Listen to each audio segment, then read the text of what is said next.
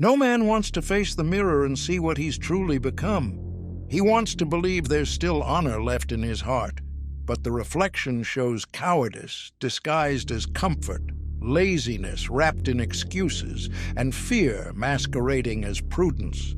The modern world taught men to be tame, to lower their heads, to accept weakness as virtue. Yet within every man lives a forgotten warrior, chained by his own complacency. This message isn't for those seeking comfort, it's for those ready for war. Because the truth that frees a man is the same one that wounds him first, and only those who endure the pain deserve to rise again as Templars. The modern man runs from everything that could forge him, from pain, from discipline, from silence. He lives surrounded by distractions, numbed by screens and hollow praise, believing comfort is achievement. But the ancients knew the fire that forges steel is the same that consumes it. Without the fire, a man rots from within. The Templars were not built on talent, but on sacrifice. They didn't wait for motivation. They obeyed duty. While the world chased pleasure, they dug trenches in their souls. Today, men wake up late, talk too much, and fear failure, yet call themselves free. Free from what? From effort? From purpose? You can hide your weakness from others, but not from yourself. The enemy that defeats you most often wears your own face, and so far, he's been winning. This is the call, to hear what no man likes to hear, but every man must confront. The warrior's first battlefield isn't against another man, it's against himself. Before he wields a sword, he must face the mirror, and few have the courage to do so. Because the mirror doesn't lie, it reveals what you've been avoiding, the cowardice of the man who promises and doesn't deliver, who dreams and doesn't act, who blames fate for what is really the result of laziness and lack of discipline. The modern man has become an expert in self-deception. He uses elegant words to justify weakness, calls hard times what's merely lack of effort, and self-care what's actually escape. He wants respect but doesn't build honor, wants results but fears sacrifice. So he lives as a shadow of himself, a distant echo of the man he could have been. The Templars understood that truth is the sharpest blade. That's why their first vow was total honesty, not with the world, but with their own hearts. The warrior who lies to himself is dead before the battle begins. The one who lives in illusions will inevitably fall to the first strike of reality. The coward's mirror doesn't reflect a face, it reflects a choice. And every morning is a new oath, to remain a prisoner of excuses, or to rise and fight again. No one can do it for you. The man who runs from the mirror runs from his destiny. Discipline is the burden that separates ordinary men from worthy men. The weak seek motivation, the warrior seeks order. He knows that willpower is wind. It shifts with mood, weather, and praise. But discipline is stone, cold, solid, eternal. Upon it, the Templar spirit is built. While modern men rise only when they feel like it, the Templar rises because he made a vow. He doesn't negotiate with a tired body or a lazy mind. He acts, even when he doesn't want to, because he has learned that mastery over oneself is the highest form of power. The true warrior doesn't fight for glory, he fights for control. Every morning is a battle against his own apathy. Every training, an act of war against his own ego. Discipline isn't punishment, it's freedom.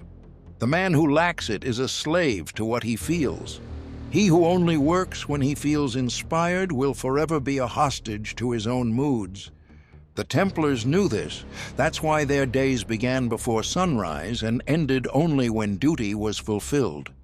Steel doesn't shine without repetition, and the spirit doesn't mature without routine, but the modern world mocks consistency. It celebrates spontaneity, glorifies pleasure, and idolizes laziness. Slowly, man becomes a servant of comfort. By the time he notices, his body is soft, his soul weaker still, incapable of obeying even himself. Discipline is the price of inner freedom. Without it, a man commands nothing, not even his own thoughts. The Templar understood this. Before he could lead an army, he had to master the chaos within. Pride is the most subtle poison a man can carry. It kills in silence, even while the body still looks strong. It's pride that keeps a man from listening, from learning, from kneeling. And without realizing, he starts confusing stubbornness with courage and arrogance with strength. The Templar knew that silence holds more power than speech, for the man who quiets himself to listen is the only one who can truly grow. Today, men fear appearing weak. They would rather die chained to their own opinions than admit they need to change. They live armed with justifications and invisible shields. They react to every critique as if it were an attack, when in truth, it's a chance to be refined. But steel only shines because it accepts the friction of the stone. The man who rejects correction remains crude, dull, and without value. In Templar monasteries, there was a simple rule. He who does not know how to kneel is not ready to wield the sword. Kneeling isn't surrender, it's mastery. It's recognizing something greater than the self. Humility isn't weakness, it's strategy, because the proud warrior falls alone, while the wise one bows and rises stronger. While the world teaches men to always defend their image, the Templar strives to defend his soul. He knows pride is a golden prison. It gleams on the outside, but rots within. True power is born in the moment a man falls silent and listens to the voice that corrects him. For he who cannot bear the truth will never be ready to wield the sword of justice. The silence that breaks pride is the border between the common man and the elevated one. Those who cross it are reborn. Those who resist remain slaves to their own vanity. The sword is more than a weapon. It's a mirror of the soul. In impure hands, it becomes a tool of ego. In just hands, an extension of truth. The Templar knew that to hold a sword was to bear an oath, not merely to fight visible enemies, but to battle everything within that sought to lead him astray. The oath gives a man direction. Without it, every path seems right, and that's how so many are lost. Modern men live without their word. They talk much, promise much, deliver little.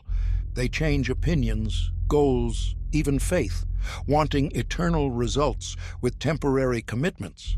That's why their lives lack weight and consistency.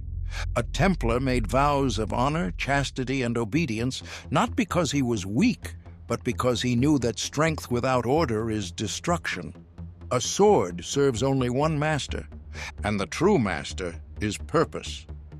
When a man fights without an oath, his sword swings blindly, wounding others and himself alike. The oath is the axis that holds the warrior upright, the reminder that he serves something greater than his own desires. A man without his word builds no legacy. He merely passes through life. The Templar, on the other hand, lives as if every action were witnessed by heaven. He does not lie, cheat, or betray, for he has sworn to defend the truth, even when it cuts deep. In the end, the sword represents a choice, to live as a servant of impulse or as a guardian of honor.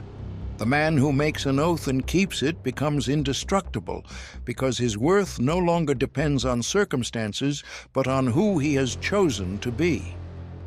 The Templar philosophy does not belong to the past.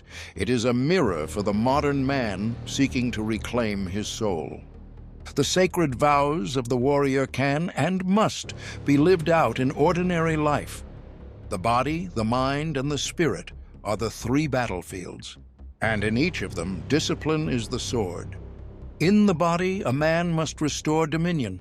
Wake early, train, eat with purpose, endure discomfort. A weak body is the reflection of a mind that has surrendered. In the mind, he must learn to guard his thoughts, reduce distractions, cultivate silence, study, think before speaking. The Templar wastes no energy on triviality. In the spirit, he must reaffirm his oath, to serve a purpose greater than himself. Pray, meditate, give thanks, keep his word, create your own Templar Code, few rules, but unbreakable ones. Act as though the world is watching every gesture. Victory is not about being seen, it is about being true. When body, mind, and spirit obey the same law, man ceases to be a slave to the world and becomes master of himself. The truth about oneself is the hardest to accept, but it is the only one that sets a man free. There is no rebirth without pain, no honor without sacrifice. The man who runs from truth chooses to live as a shadow, while the one who faces it, even bleeding, is reborn as steel. No man is born a warrior. He becomes one the day he decides to stop lying to himself, the day he wakes up and says, "Enough. Enough excuses, enough fear, enough mediocrity." The Templar within every man awakens the moment he realizes he doesn't need to be perfect. He just needs to be steadfast. Rise, look into the mirror and swear, silently, that you will no longer be a slave to your own fear. Swear that you will face pain, exhaustion, and failure with honor. Because the true battlefield is not the world, it is the soul. And the warrior who conquers himself gains what no world can ever take: respect, purpose, and peace.